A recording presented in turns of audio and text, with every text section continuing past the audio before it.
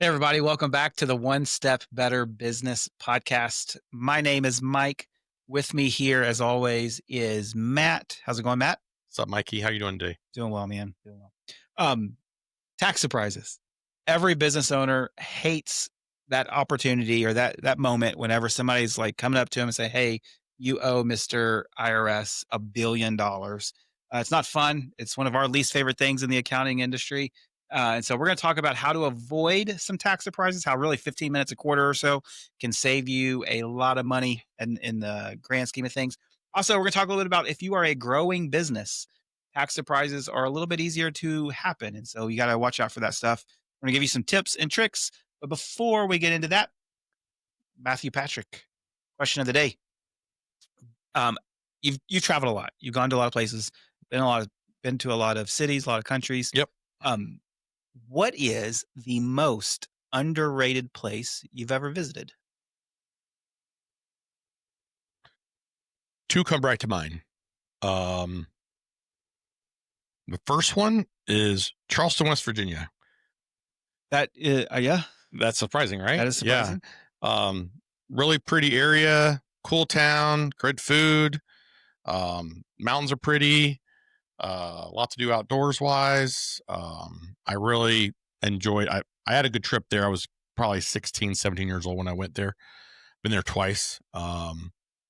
Just a really cool place. I really enjoyed doing a lot of cool stuff there. Second one on the list is Berlin.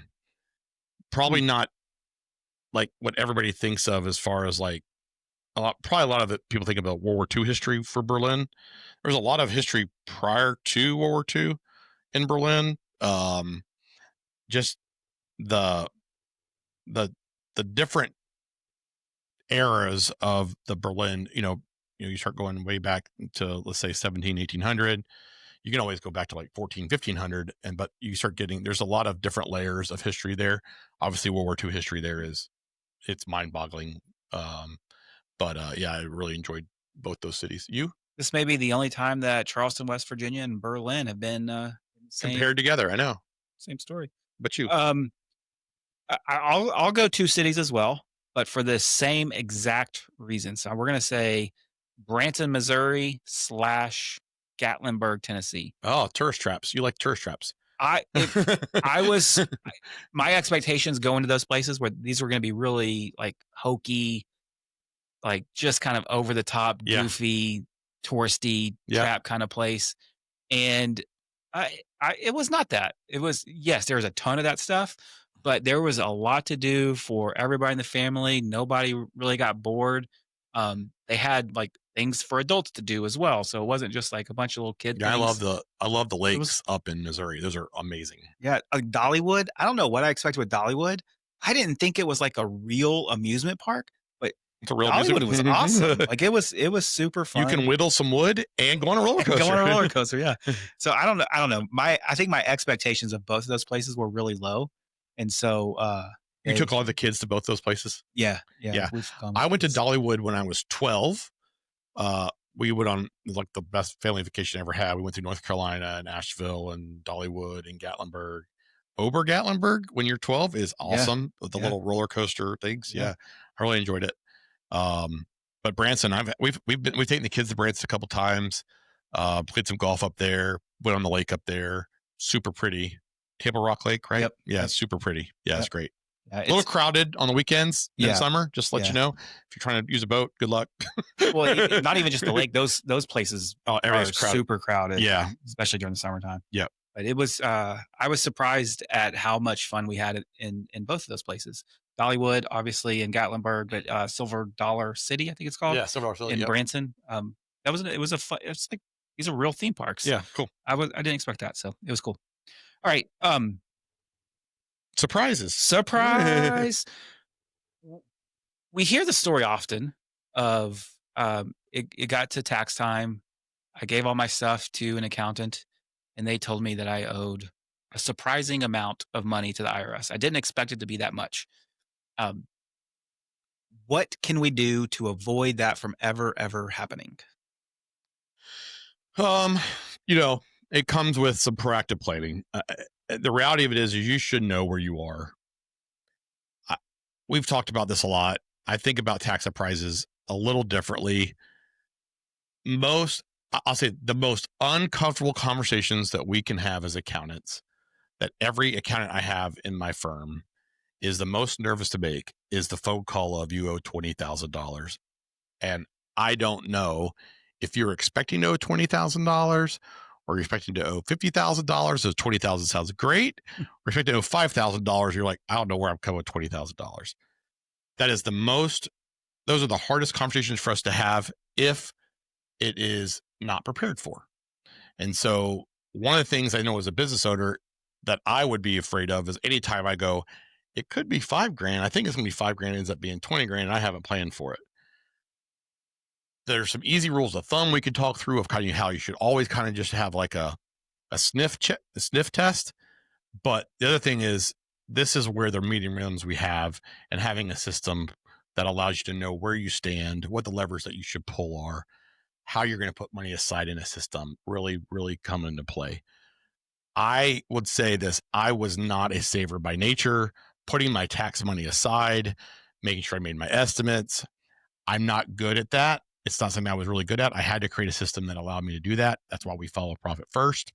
But there's a number of systems we've talked to with clients. There's profit first is a system. We've talked about easy drips. We've talked about, you know, creating a separate saving account, like all kinds of things, but we want to have a plan. Let's talk about some of the ways that a business owner can avoid that tax surprise. Yeah. I mean, the easiest way to do that in my mind is I always use the rule of thumb. And so the rule of thumb is take your profit. If it's less than 100,000, you can multiply that number by 25%. So if you make 100,000, you can estimate that you're going to pay ballpark around $25,000. If it's over 100,000, you should probably get closer to 30%. So it'd be, if I make $200,000, I probably want to have $60,000 put aside for taxes. That's kind of I'm going to be plus or minus a point or two there, and I'm in the right ballpark. If I win there, great. But the reality is, I know if I put 60,000 aside and I made 200,000 bucks, I'm probably going to be pretty close to right. That's it. These are sniff tests only. This is high fine. level. But that requires I know what to expect, right? Correct. And so oftentimes the tax surprise stories that we hear are, the only thing my accountant does for me is prepare a tax return. Correct. And so how accurate is my financial statement? How accurate do I have any financial statements? And so correct. It's, a lot of times it starts with, I actually know where I stand from a profitability standpoint throughout the year, not just I have money in my bank account.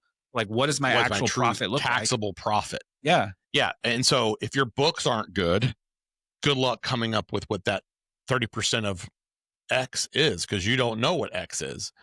So part of this is having a system to have what I would think is are a set of accurately timely financials that you can make decisions from. And one of those decisions you're going to make is, do I have enough money set aside for taxes?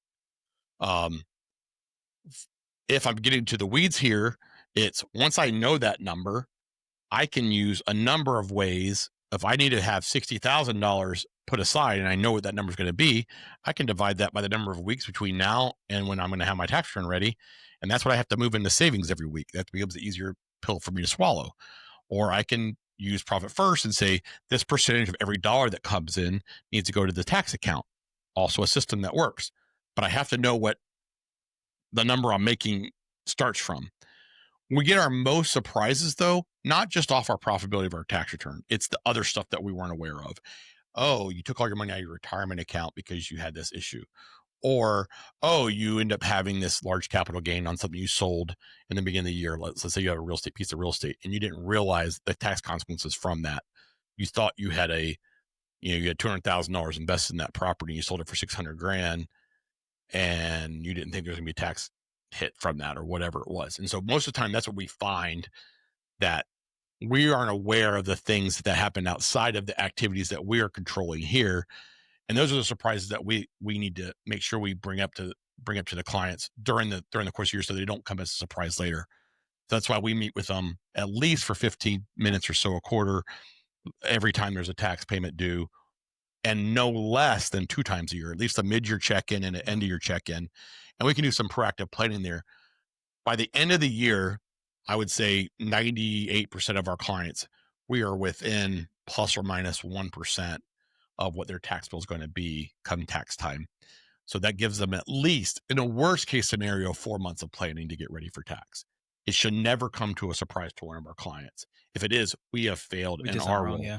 Yeah. I think the surprise is I think there's 2 sides of that, though. There's the surprise that is just out of expectations, um, and then there's the surprise out of actually cash flow, being able to Correct. pay for it because There's definitely two sided. I can expect to pay 60 grand, but if I didn't put 60 grand aside, I'm still gonna have a problem. yeah, yeah, or I have no idea what I'm gonna pay, and then when you tell me I owe 60 grand, I have no idea what I'm gonna do. it's not even that I don't know what I'm gonna do, but, like, just the emotional shock of, like, "Holy smokes, I have to pay $60,000 Yep. to the IRS," because I in my head, I had some level of I think that I'm just gonna be paying $20,000. Last year, I paid $20,000. This year, I'm gonna pay $20,000, and I didn't really think about the fact that maybe my business has doubled or whatever it is, and so, like, there's the emotional hit that I think a business owner takes whenever they get that final bill, and then there is the jumping into action mode of like, "All right, I gotta pay this. Where's the cash?" And those are 2 separate issues to on Oh some yeah, for level. sure. Yeah. I mean, we've had this come up over the years. It would be, oh, I didn't realize that I had extra cash. I used that to pay down some debt. And I'm like, yeah, but the debt's not deductible. So now you still owe the taxes and you didn't think about that when you decided to pay down the debt. We've had that happen over times. We've had that happen where we've made a mistake. We did not realize we were in mid-year meeting and they had only made enough. Let's say they were on a pace to make 100 grand. Second half of the year, they crushed it. And now we're at the end of the year. They made some decisions based off our mid-year meeting. And we end up finding they did sell that house in March. They didn't tell us in July, or they end up having a really good second half of the year and they end up making $300,000 where we're projecting to make $100,000. One big customer at the end of the year, one big account, whatever it may have been. And those things aren't always top of mind. Tax isn't always top of mind when they have those type of results. And then, well, I had extra cash, so I used to pay down my debt. Well, now you have a problem because I need that cash. Yeah. Can I go get Can that back? I have that back, please? Yeah, so that is something that does come up, and so that's why we want to have some regular check-ins so that we don't. Neither one of us are surprised, but we don't want to Yeah, make that phone call just as much as you yeah, don't want to get it. Um, and that is something that is the importance of having a relationship that is not just drop off your stuff in February and pray that the answer is going to be good in April when you get your stuff back. yeah. Yeah, no doubt. There's if you that's what you're still doing. If I own a business and I'm just going to go get my tax return done once a year and I don't have any other interaction with my accountant, then there's Yeah. not really like yeah, you're kind of hosed there. It is going to be what it is. The other issue we will always run into is I'll say those people that are new into a business, be it they've been a W-2 employee for most of their lives, and now they've now owned a business for the first, second year where they're actually making money. And they're so used to money coming out of their paycheck that they didn't really understand how that really is working. They go, well, Yeah, I've always gotten a refund. I don't know why I'm not getting a refund. Well, it's because you haven't paid anything in anymore. yeah, And so we have to educate them heavily during that transition from, all right, let's talk about how taxes work for you as an owner versus you as an employee. Those are very different. And educating them on, hey, look, it's not just income tax you're paying usually with your tax return.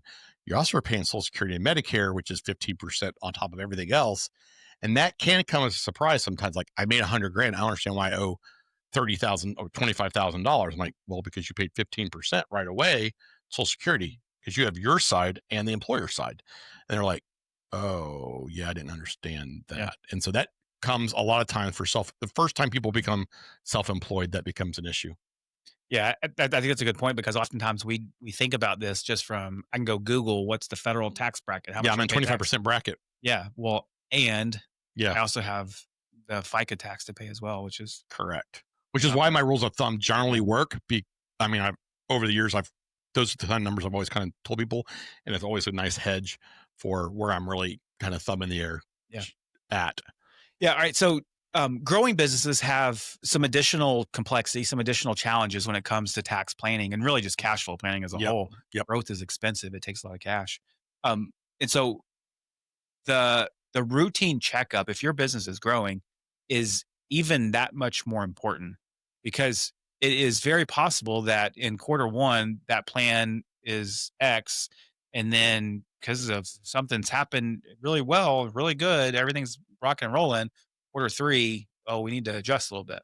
Yeah, it is very common. Particularly with growing businesses, usually you're having to, how are you investing in that growth? Are you investing in that with debt? Are you investing that with having to buy new equipment? What's going into driving that growth? And a lot of times with that becomes, your cash flow is tied up in servicing your debt, but the actual taxability of that debt service isn't helping you from a tax advantage. And so making sure that you are um, truly understanding how your cash flow is going to work with a growing business is super important. It is one of the big surprises that we do see is, hey, my business is up 30% this year, and my tax bill has generally been where I was in that, paying give or take 15%, and now I'll move to that 30% bracket because now I'm talking about, okay, now I'm no longer getting as much bang for my buck on my personal side with my deductions. I'm losing those. I'm losing my ability to, you know, um, take child tax credits. I'm losing things as my income grows, and on top of that, I'm in a higher rate. It's So not linear. it's not linear. It's not just a straight line. It's very compounding. The more you make, it's the things you're going to start losing. So that gap, it's a hockey stick, unfortunately. Yeah. And a lot of times that comes as a shock. I mean, it just does. So we want to make sure that that's, if we're meeting revenue, we'll see that growth pattern. We're educating you as fast as possible, so that you have as much time to prepare for that as Yeah, needed. for growing business also, there's an unknown factor. If And if my business is relatively flat, I can guesstimate that I should be paying about the same as I did last year because correct. my income was about the same as it was last year. But for that growing business owner, that's not the case. And a lot of times what we find is they go, I'm not sure this is going to continue. Yeah. I've had a really good quarter two. We meet with him in July, and we're like, yeah, it's kind of been a little out of the norm. I don't know if this is going to happen again. Well, if we don't meet with them again until December, and we don't really estimate that Q2 is only the start of what's going to happen even more in Q3 or Q4, now we're really going to have a big problem because we really haven't been setting the money Yeah. aside. I didn't expect this to continue, but it did. And no crap. Now, what does that mean? We've had that happen. I mean, it's been one of those things where we've had some conversations in November, December. You go, you do realize that you made more money ever last month than you've made all year long. And you're like, you know what that means, right? And like, yeah, there's taxes. Like, I know there's taxes and there's not a lot we can do about it. Let's talk about how much we need to make sure we're planning for. Yeah. And those are uncomfortable conversations for us. We want to make sure we're having them though, as soon as we know. Yeah. The other surprise times happen sometimes when we bring a new client on, right? They may not have had great numbers before. They may not have had what I'd say is very, very clean books. We bring a new client on January, February. We're still cleaning up books within that February, March timeline. And last year, for whatever reason, they didn't make any money. And now when we look at their stuff, like, you've made a bunch of money this year, and like, where is it? Well, you paid down this debt. You took this much money as draws. And you get to this, and it's March, and you're going, hey, you made 15 grand last year. And I saw you making 200 grand this year. And this is where it all went. And they say, that makes sense. And like, well, you know what that means now? You made $200,000. We need to have 60 grand put aside. And like, I don't have 60,000 bucks. And so then it becomes, how are we going to pay for that? And that can be something that we talk through, what your options are, how installment plans work, what the government allows you to do, what can you pay now, what happens if you don't pay it, all that kind of stuff. And those are the more uncomfortable conversations more than anything. It's like, we're not crappy accountants, unfortunately. I think we're really good accountants. Unfortunately, the answers, though, sometimes are really bad news. Yeah. We don't like giving that bad news any more than you like getting it. Yeah, there's a difference there between like my tax strategy and my tax plan. Correct. My strategy may be I need to pay the exact right amount of tax, and what levers can I pull to make sure that that's going to be the case. My tax plan is going to be how am I actually going to write the check? Where's the money going to come from? And so I may be saving 30%, whatever it is, for your situation. That doesn't mean that I need to ignore strategy and just say, well, Correct. I guess I have to pay 30% of every dollar. Like, Yep. no, let's also look at a strategy to see, is there a place that we can pay the right amount of tax? Yeah, I mean, this is a both and. I mean, this is definitely, with our clients, we want to have a plan for the tax we do owe and strategy on how to reduce that legally as best we can. and doing everything as tax efficiently as we can. Those are not independent. I mean, those are independent, Yeah. but they all are part of an overall Yeah, tax and strategy. sometimes, like, because even the plan's not linear. I may not always put 30% of every dollar in. I may be more a little cyclical to where, all right, it's slow season. I need to take home all that cash. And then busy season, it's all right, I'm going to put in 50% to catch up for all the things. And Yeah, so it's not as it doesn't always have to be rhythmical of every single month. I'm going to put $10,000 into a savings account for when Uncle Sam comes and knocking. that's why I like profit first for Yeah. me, because it's on a percentage basis. So I go, in my case, I'm putting 8% of every dollar we collect in the firm here into my tax account, and that's the number I'm using to pay my quarterly estimates every quarter. And like, based on that review on a regular basis, I know that I have the money set aside.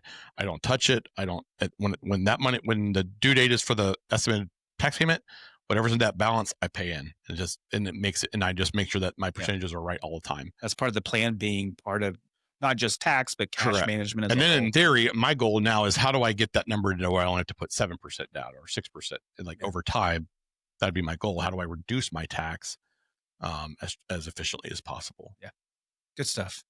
Tax strategy, tax planning, not the same, but the bigger picture there is don't get hit Mhm. with a surprise. Yeah, I mean, at the end of the day, if you are getting your tax return and it is a surprise and you don't know how you're going to pay this bill, you need some better better help. Yep, Uh, I would agree with that. And also, I would tell you this: every accountant in my office is sweating bullets when they have to make that phone call, even if they've told you that before. So have some grace with them. Look, I nobody likes getting bad news. We hate giving the bad news. We hate paying taxes like everybody else, but we also, there's an obligation to do it, and we want to do things right. So Good stuff. Well, thanks for listening. I would love for you to click subscribe. Make sure that you get all of the episodes of the One Step Better Business podcast and share with your friends. That's how we get more views, more traction. If you like what we're doing, you could definitely help us out by sharing the episode. Thanks, everybody. Have a great day, and we'll catch you next time.